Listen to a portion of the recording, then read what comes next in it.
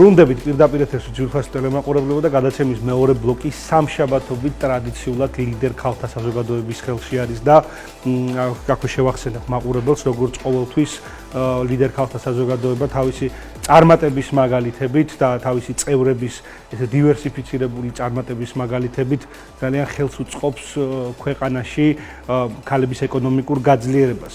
დღევანდელი ჩვენი გადაცემა ზუსტად ამ მიზანს ემსახურება და მინდა გადავიდე გადაცემის თანაწამყვანთან ლიდერ ქალთა საზოგადოებასთან ურთიერთობის დეპარტამენტის ხელმძღვანელთან ვაკო ყორღანაშვილთან. მოგესალმებით ვაკო, დილამშვიდობის. მე შესავალს გავაკეთებ ცირეს, რომ ძალიან მოხარული ვარ, რომ ეს ჩვენი კოლაბორაცია ყოველ სამშაბათ დღეს დგება და ძალიან საინტერესო გამოხმაურება აქვს ამ რუბრიკასაც.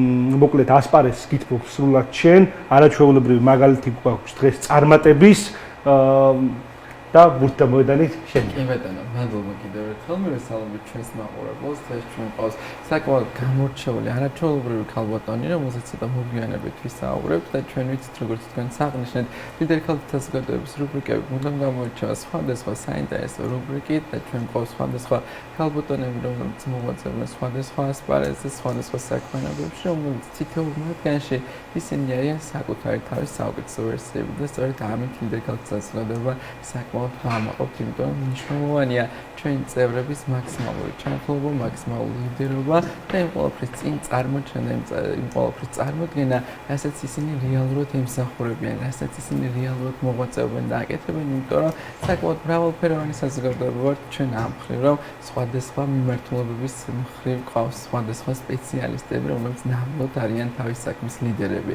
სწორედ ასეთი სტუმარი ყავს დღეს ქალბატონი შორენა ხარებავა, რომელიც ანალოგიურად მრავალპროფილური ცოდნით, მრავალპროფილური გამოცდილებით, მრავალწლიანი ცოდნითა და უნარებით გამოირჩევა და დარწმუნებული ვარ, რომ იგი საკუთარ თავს უკეთესად წარმოგვიდგენს.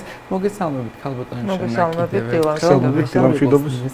მადლობა რომ ჩვენთან ერთად ხართ. პირიქით დიდი მადლობა თქვენ და ლიდერ ქალთა საზოგადოებას ასეთი შესაძლებლობისათვის. კი ბატონო, მოდით უფრო ფართოდ გავაცნოთ თქვენი თავი და მოგვიყევით თქვენი საქმიანობების შესახებ, იმიტომ რომ მე ვიცი რომ ძალიან ბევრი რამ გაქვთ თქვენ სათქმელი.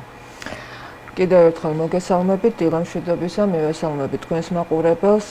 კიდევ ერთხელ დიდი მადლობა წარდგინებისთვის.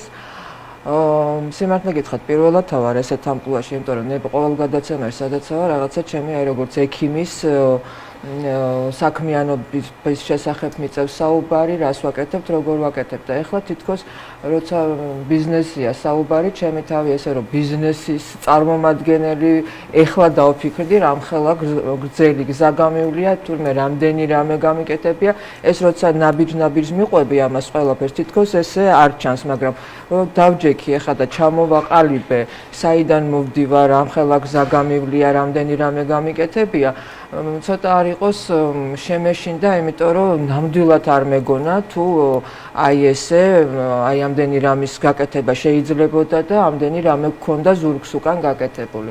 ნუ პირველ ყოვლისა მინდა გითხრათ, რომ მე დავიწყე 2004 წლიდან როგორც ჩვეულებრივმა ექიმმა თერაპევტმა. უბრალოდ მივედი უზნაძის ქუჩაზე კარდიოლოგიურ საავადმყოფოში, დეიდას ჰქონდა მაშინ გახსნილი პატარა კაბინეტი, უკაცრავად და მე მივედი როგორც ექიმი თერაპევტი.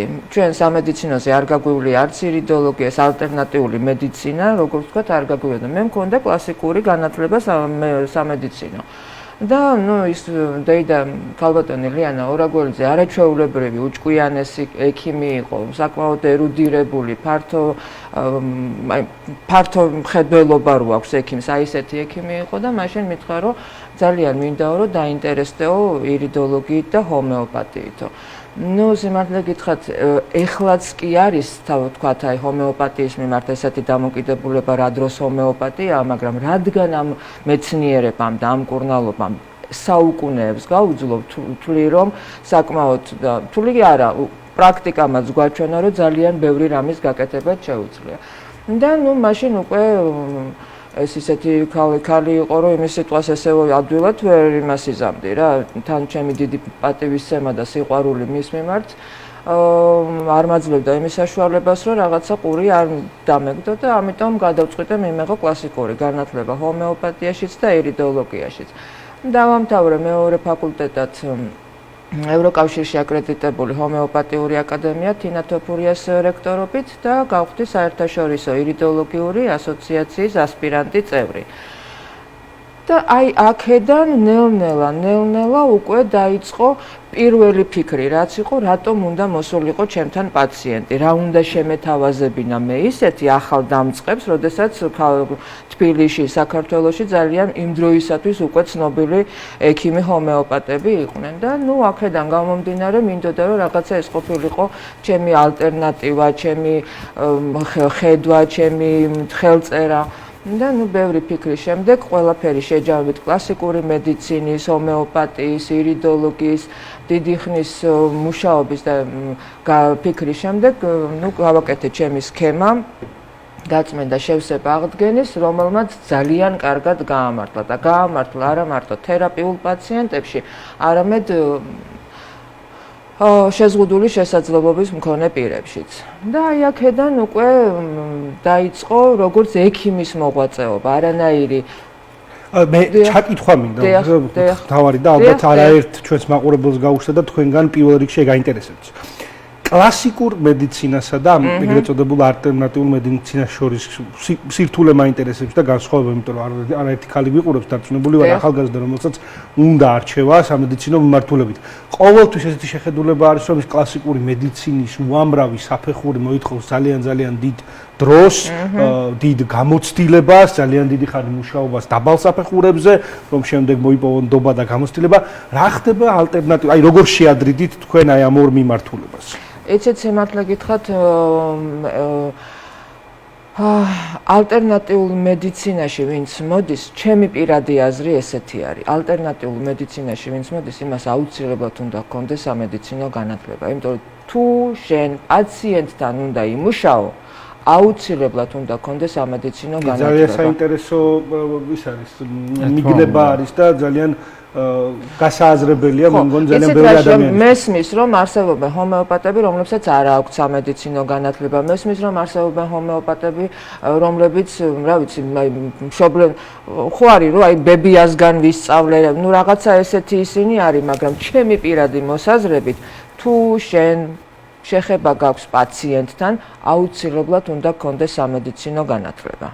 იმიტომ რომ წარმოუდგენელია პაციენტთან იმუშაო ისე რომ არ იცოდე რაღაცა ელემენტარული საბაზისო ცოდნა მაინც არ ქონდეს. და ხა თავისთავად, როდესაც ეგ როგორც ექიმს უფლება გაქვს რომ იმუშაო, ეხლა მე მაგალითად ექიმი ვიყავი და მე სახელმწიფო სერტიფიკატი ავიღე როგორც ექიმა ჰომეოპათმა, იმიტომ რომ სახელმწიფო მომცა ამის უფლება რომ მე ჰომეოპათიური პრეპარატებით მემუშავა და ამიტომ ვთვლი რომ ნებისმიერი ადამიანი, რომელსაც შეხება აქვს პაციენტთან, უნდა ჰქონდეს სამედიცინო განათლება, იმიტომ რომ იქ იმდენი ნიუანსია, იქ იმდენი წვრილმანია, რომ სხვანაირად შეუძლებელია. კი ბატონო, საკმაოდ საინტერესოა გალბატონო შორენა კარიერული გზის შესახებ, რაც მოგვიყევით და გვიანბედა დარწმუნებული ვარ მაყურებელი საკმაოდ ისეთი აღფრთოვანებული იქნება ამ თქვენი კარიერული გზით. საინტერესოა რა არის თქვენი სამომავლო გეგმები, სამომავლო მიზნები, რომელსაც თქვენ ისახავთ? სამომავლო მიზნები რა, მე გარდა იმისა, რომ მაქვს ახლა გაკეთებული არის უკვე ალტერნატიული მედიცინა, ინტეგრალური მედიცინის ცენტრი მთელი ოჯახისათვის. ეს არის პირველი ცენტრი საქართველოში. აი ამ მრავალწლიანი მუშაობის შედეგად მე კომპლექსური მკურნალობა ვისაც ჭირდებოდა, სხვადასხვა სპეციალისტთან მქონდა შეხება და იმის გამო რომ გეოგრაფია ჩემი პაციენტები საკმაოდ დიდია, არა მარტო თბილისი და საქართველო, არამედ უცხოეთიდანაც ჩამოდიან ჩვენთან გერმანია, იტალია, შვეიცარია და ასე შემდეგ. ამიტომ რო დამეზოგა ჩემი პაციენტებისთვის დრო, თანხები და ენერგია, გადავწყვიტე რომ ეს ყველა სპეციალისტი ერთ სივრცეში მომექცია. და გავაკეთეთ ესეთი ინტეგრალური მედიცინის ცენტრი, სადაც ვარ მე, ოსტეოპათი, რეფლექსოთერაპევტი, სამკურნალო ფიზკულტურა, მასაჟი, ფსიქოთერაპევტები, რუსულენოვანიც, ქართულენოვანიც და საკმაოდ ისეთი დატვირთული ცენტრია. გარდა ამ ცენტრისა, მე ასევე მაქვს სადეზინფექციო კომპანია. სხვათა შორის პანდემიის დროს თქვენთან თანამშრომლობდით. ხო, სადეზინფექციო კომპანია და აქედან კიდე უფრო აი მეტი შეხება გვაქვს თქვათ, როგორც ექიმებს რა ხდება ამ მიმართულებით, ხო? იმიტომ რომ წარმოუდგენელია მარტო პანდემიის დროს არ სჭირდება სისუფთავე და ჯანსაღი გარემო არც საბავშვო ბაღებს, არც სკოლებს და არც დაწესებულებებს. და გეგმებით სწორედ აქედან მოდის ორივე მხარეს, ორივე მიმართულება საკმაოდ ისეთი მოცულობითია. სამედიცინო მიმართულებით, აი ცენტრის მიმართულებით, ახლა გვაქვს მოლაპარაკება საერთაშორისო ირიდოლოგიურ ასოციაციასთან, რომ აქაც ჩამოყალიბდეს, საქართველოს შევიდეს. მე რადგან ერთადერთი ირიდოლოგი ვარ საქართველოში და ამიერკავკასიაში და მათი წარმომადგენელი ვარ, მიდის მოლაპარაკება, რომ წესდებას ვაკეთებთ, რომ საქართველოს შევიდეს საერთაშორისო ირიდოლოგიური ასოციაციის შემადგენლობაში და ჩამოვაყალიბოთ სასწავლო კურსი, რომ აქაც განვითარდეს ირიდოლოგია, იმიტომ რომ ჩემს მეტი აქ არავინ არ მუშაობს ამ მიმართულებით. ასევე გვინდა გავაკეთეთ ესეთ სამედიცინო ცენტრებს, ეს არ გაუკეთებიათ, არის რეტრიტები, სადაც თანამშრომლები მიდიან, ამ თქვათ იოგის მოყვარულები მიდიან, მაგრამ როგორც ესეთი, რომ სამედიცინო ცენტრმა თავისი თანამშრომლებით ჩვენი პაციენტები არ ყოფილან, გავაკეთეთ განაცხადი, რომ ვაკეთებთ სამედიცინო ცენტრის შორმედ რეტრიტს და საკმაოდ ისეთი გამოხმაურება პოვა და კარგი ის იყო, მაგრამ სამწუხაროდ აი ამ ბოლო მოვლენებმა შეგვიშალა ხელი და ვფიქრობთ, რომ გაზაფხულისთვის ისევ განვაახლოთ. რაც შეეხება სადეზინფექციო მიმართულებას, აქაც ISO სერტიფიკატის